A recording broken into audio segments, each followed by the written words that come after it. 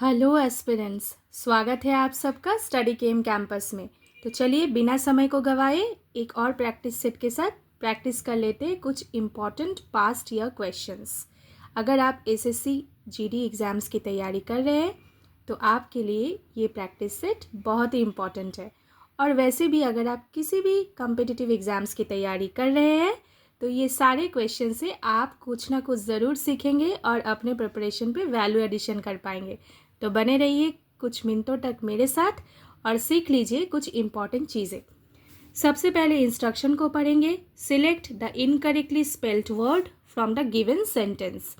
एक sentence given है, इसमें एक वर्ड ऐसा दिया हुआ है जो क्या है, इनकरेक्टली स्पेल्ड है, मतलब करेक्टली उसका स्पेलिंग नहीं दिया गया है। तो उस वर्ड को आपको देखना है और दिए गए ऑप्शंस में से सही उत्तर को आपको देख लेना है।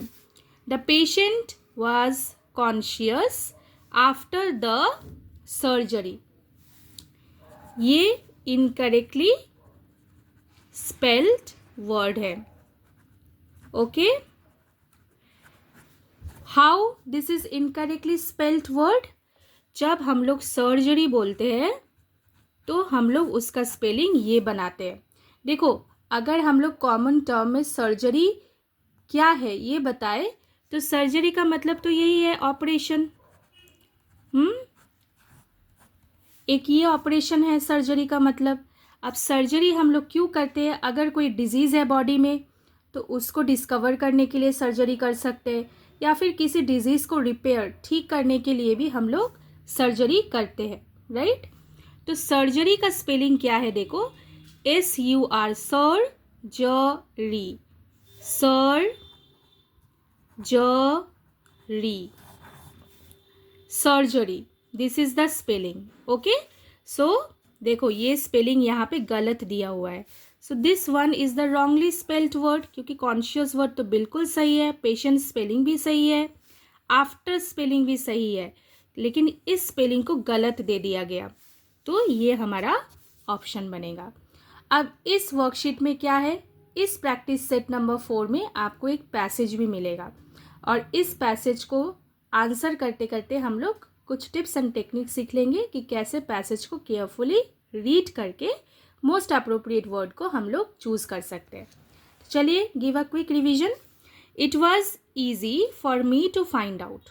ठीक है, देखो वाज है मतलब पूरा कॉन्टेक्स्ट किसके ऊपर बेस्ड है? पास्ट टेंस के ऊपर।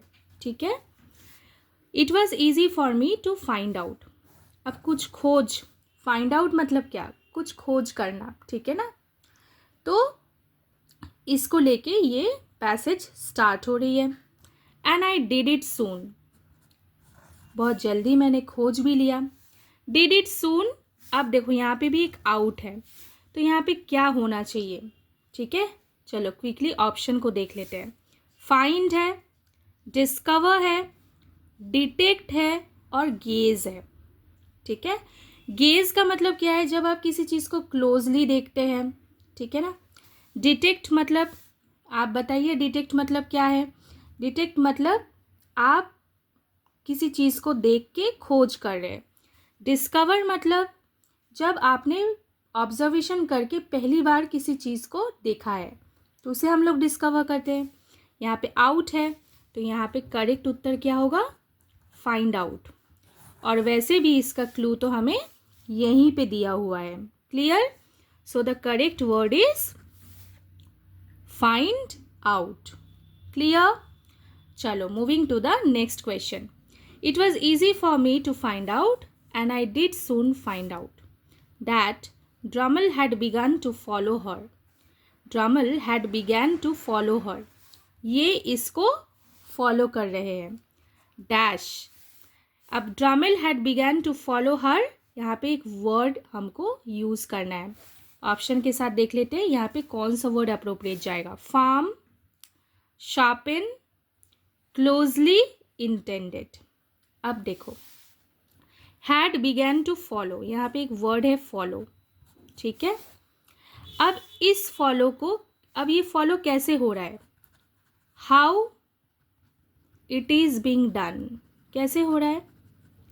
तो ये मैनर बता रहे हैं, फॉलो कैसे हो रहा है, मैनर।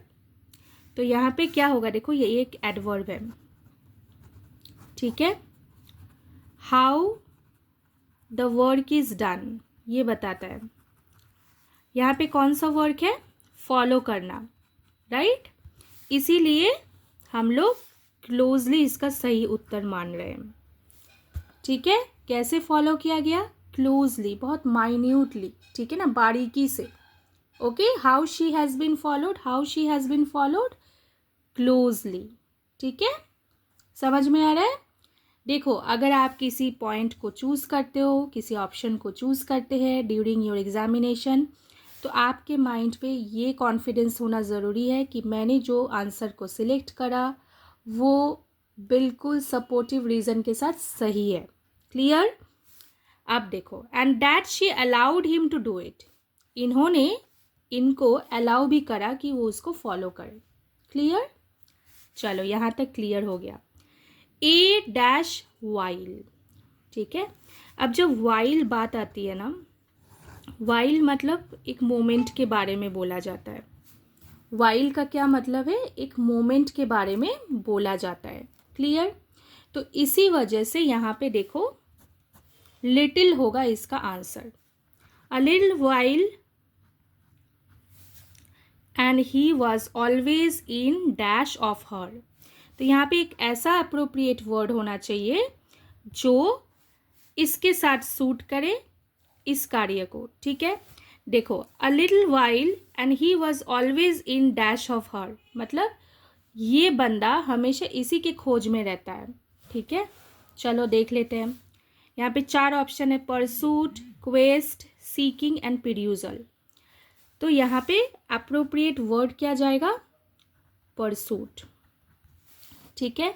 अब परसूट को हमने क्यों चूज किया, देखो परसूट का क्या मतलब है, जब आप किसी चीज़ को पाने की कोशिश करते हैं, ये हम लोग नॉर्मली जानते हैं, ठीक है, उसे हम लोग परसूट कहते हैं। अब यहाँ पे क्या हो रहा है, he was always in pursuit of her, इसीलिए ये वर्ड यहाँ पे करेक्ट जा रहा है, क्योंकि he was always in following of her, मतलब उसको देखो पहले से फॉलो किए जा रहा है, ठीक है ना। तो ये जो एक्टिविटी है फॉलोइंग समवन और समथिंग, तो इसे भी हम लोग परसूट कहते हैं, फॉलोइंग समवन और समथिंग, ठीक है। क्लियर। चलो अब लास्ट लाइन देख लेते हैं। And he and I dash one another every day. He and आई मतलब जो नरेट कर रहा है, इस चीज़ को बोल रहा है, उनके बारे में बोला जा रहा है, I and he and I dash one another every day. तो इसमें क्या पॉसिबल चीज़ बन सकता है, across, meet, crossed and saw. देखो मैं बताती हूँ इसका आंसर क्या बनेगा। And he and I crossed one another every day, ठीक है।